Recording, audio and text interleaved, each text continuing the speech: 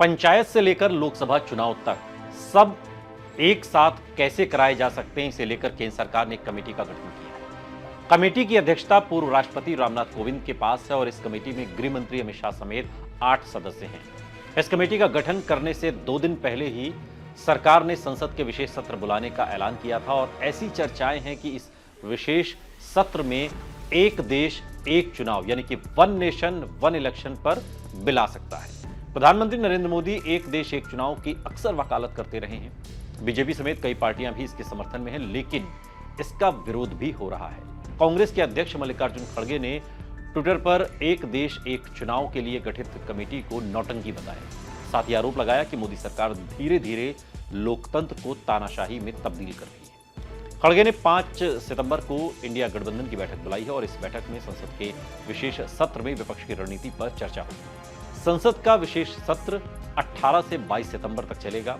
दिल्ली के सीएम और आम आदमी पार्टी के राष्ट्रीय संयोजक अरविंद केजरीवाल ने ट्विटर पर पोस्ट किया कि देश के लिए क्या जरूरी है, वन नेशन वन इलेक्शन या फिर one nation one education, one nation one इलाज।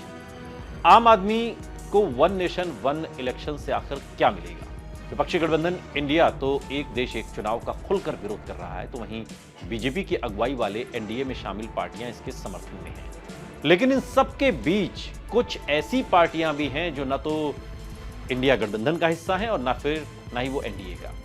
और ये वो पार्टियां हैं जिनकी संसद में अच्छी खासी सीटें हैं और अगर एक देश एक चुनाव पर बिल आता है तो इन्हें सरकार का समर्थन मिल सकता है। ऐसे में आज के इस वीडियो में इस बात को समझिए कि वो कौन सी पार्टियां हैं जो न तो इंडिया गठबंधन में है न एनडीए में है, लेकिन ये विपक्षी गठबंधन का खेल बिगाड़ सकती है। सबसे पहले बात करते हैं बीजू जनता दल यानी कि बीजेडी। संसद में इसकी जो ताकत है, लोकसभा में 12 और राज्यसभा में बीजेडी के 9 सांसद हैं। और रुख क्या है इस बिल को लेकर के कि एक देश एक चुनाव का खुलकर समर्थन कर रहे हैं।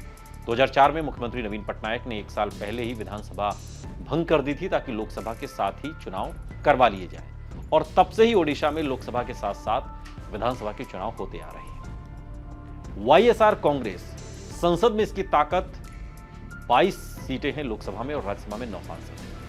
और रुख क्या है इस बिल पर? वाईएसआर कांग्रेस भी एक देश एक चुनाव के समर्थन में है। पार्टी का मानना है कि एक साथ चुनाव होने से न सिर्फ पैसों की बचत होगी बल्कि मैन पावर का भी सही इस्तेमाल हो सकेगा। अब बात करते हैं भारत राष्ट्र समिति की। संसद में जो ताकत है इस पार्टी की, लोकसभा में 9 है और राज्यसभा में 7 सांसद हैं। और रुख क्या है इस बिल पर? एक देश एक चुनाव का समर्थन कर रही है। पार्टी का कहना है कि चुनाव में 4 से 6 महीने का वक्त लग जाता है और हर 5 साल में 2 बार चुनाव होने से आचार संहिता लंबे समय तक रहती है, जिससे जो विकास के काम है वो उन पर असर पड़ता है क्योंकि वो ठप रहते हैं। शिरोमणि अकाली दल, इसकी संसद में जो मौजूदगी है, लोकसभा में 2 सांसद हैं और Akali Dal one nation one election के समर्थन में। हालांकि ये एनडीए का हिस्सा नहीं है, ये वो सभी दल हैं जो न तो इंडिया के साथ हैं ना एनडीए के साथ, इंडिया गठबंधन।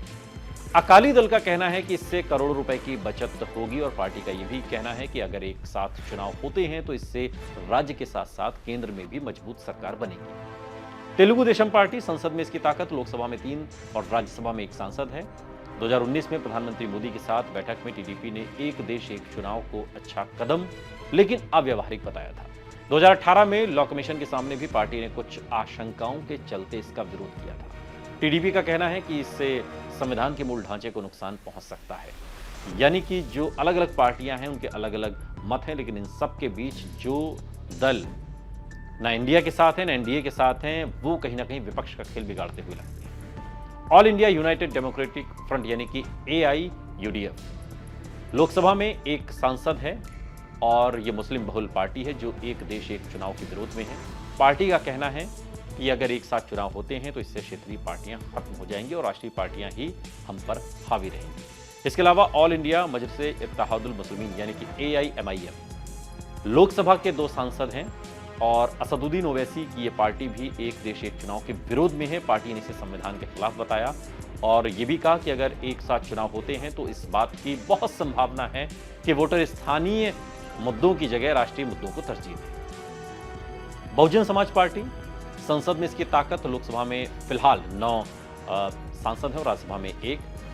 बीएसपी प्रमुख मायावती इसका विरोध करती रही। उन्होंने कहा कि लोकतांत्रिक देश में चुनाव समस्या नहीं हो सकती और न ही चुनाव को कभी पैसों के खर्च से तौलना सही होगा। मायावती का कहना है कि एक देश एक चुनाव की बात असल मुद्दों से ध्यान भटकाने के लिए अक्सर की जाती है और इस बार भी हो रही है। तो विपक्षी गठबंधन इंडिया एक देश एक चुनाव का विरोध कर रहा है और अगर सरकार इसे लेकर कोई बिल लाती है तो उसे कानून की शक्ल देने के लिए दोनों सदनों से पास करवाना जरूरी है। इसके अलावा कम से कम 14 राज्यों की विधानसभाओं से भी इसे अनुमोदित करवाना होगा।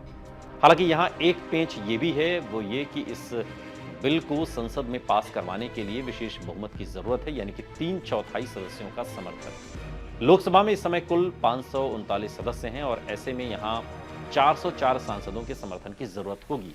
वहीं राज्यसभा में 238 सदस्य हैं, जिनमें 178 सांसदों का समर्थन चाहिए होगा।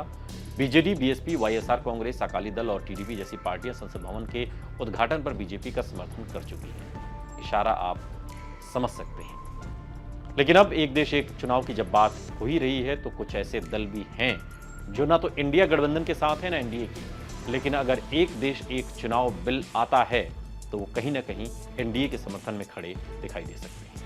ये वीडियो आपको कैसा लगा कमेंट बॉक्स में हमें जरूर बताइएगा। साथ ही ऐसे और वीडियोस के लिए सब्सक्राइब करिए हमारा यूट्यूब चैनल आज तक।